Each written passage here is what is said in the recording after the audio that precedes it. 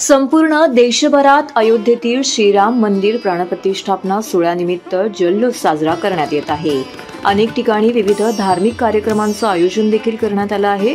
अशातच ठाण्यात भारतीय जनता पार्टीचे ठाणे शहर उपाध्यक्ष महेश कदम यांनी या सोहळ्याचे थेट लाईव्ह प्रक्षेपण आयोजित केलं होतं। ठाणे महानगरपालिका सर्कलजवळ प्रभू श्री राम मंदिर अयोध्यावरून थेट प्रक्षेपण सोहळ्याचा ठाणेकर नागरिकांनी मोठ्या संख्येने उपस्थित राहून आनंद घेतला। तसेच आनंद उत्सव म्हणून ठाणेकर नागरिकांना तब्बल 100 किलो पेढ्यांचं वाटप करण्यात आलं। यावेळी मोठ्या संख्येने परिसरातील नागरिक येथे उपस्थित होते।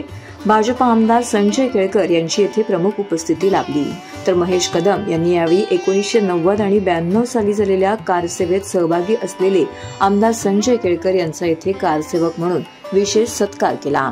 जय श्रीराम नावाचा येथे जल्लोष देखील करण्यात आला। तसेच या आनंद उत्सवात येणाऱ्या जाणाऱ्या नागरिकांना जय श्रीराम असे लिहिलेले पेढ्यांचं वाटप देखील करण्यात आलं। तर या सोहळ्याविषयीची अधिक माहिती भाजपाचे ठाणे शहर उपाध्यक्ष महेश कदम यांनी दिली आहे। रामचंद्राची प्राणप्रतिष्ठा झाली आहे आणि त्या क्षणापासून या ठिकाणी 80 लढाया लढल्या होत्या, 80 फुगे सोडण्यात आले। श्रीरामाचं पेढ्यावर त्या ठिकाणी नाव टाकून पेढे वाटण्याची सुद्धा सुरुवात झाली आहे आणि सगळं वातावरण जे आहे ते राममय आहे।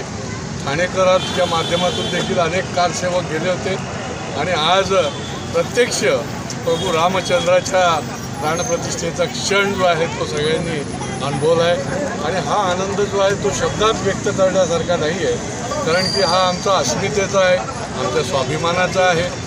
श्रीरामाच्या पूजेबरोबर राष्ट्राची पूजा आहे आणि त्याच्यामुळे रामराज्य तर सुरू झालेलं आहे।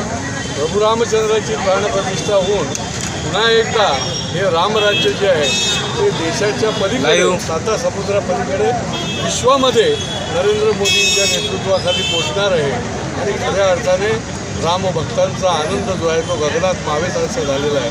कारसेवकांचा आनंद तर त्याच्याही पेक्षा द्विगुणित आहे आणि 500 वर्षाच्या तपस्येच्या नंतर आज हा एक ऐतिहासिक क्षण बघायला मिळतोय। एक 6 डिसेंबरचा होता आणि हा आजचा होता। हे दोन्ही क्षण पुढची हजारो वर्ष जी आहे ती इतिहासामध्ये लिहिली जाणार आहे। साहेब, आपण स्वतः त्या ठिकाणी होतात, त्या ठिकाणचा एक अनुभव देखील आहे आपला आणि आजचा दिवस कसं बघताय, त्या दिवसाकडे कसं बघताय? त्या दिवशीही याच वेळेला 6 डिसेंबरला याच वेळेला सगळीकडे पहिला ढाचा पडला आणि तो पहिला ढाचा पडल्यानंतर रामभक्त कारसेवकांनी आनंद व्यक्त केला। मग दुसरा ढाचा 2:30 वाजता पडला, तिसरा 4:30 वाजता पडला आणि त्याच्यामुळे तो दिवस देखील तेवढाच ऐतिहासिक आहे आणि त्याही वेळेला आनंद झाला होता आणि त्याही वेळेला अयोध्या नगरीमध्ये प्रत्येक घरासमोर दीप लावण्यात आले होते आणि आज प्रत्यक्ष त्या ठिकाणी भव्य दिव्य हजारो वर्ष टिके असं राम मंदिर आणि त्याची प्राणप्रतिष्ठा झालेली आहे। हे देखील मंदिर जे आहे ते हजारो वर्ष राहील। आनंद होतोय की आज 500 वर्षानंतर रामराज्य अवतरले।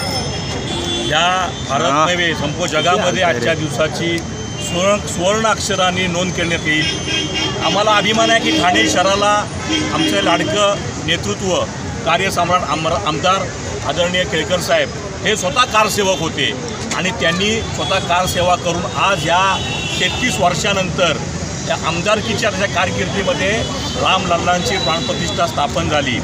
आम्हाला अभिमान आहे की असे नेतृत्व आज आम्हाला लाभलेलं आहे आणि आज या क्षणामध्ये संपूर्ण जगभर दिवाळी साजरी होते आणि ही दिवाळी साजरी ठाण्यामध्येही जल्लोषात साजरी होत आहे।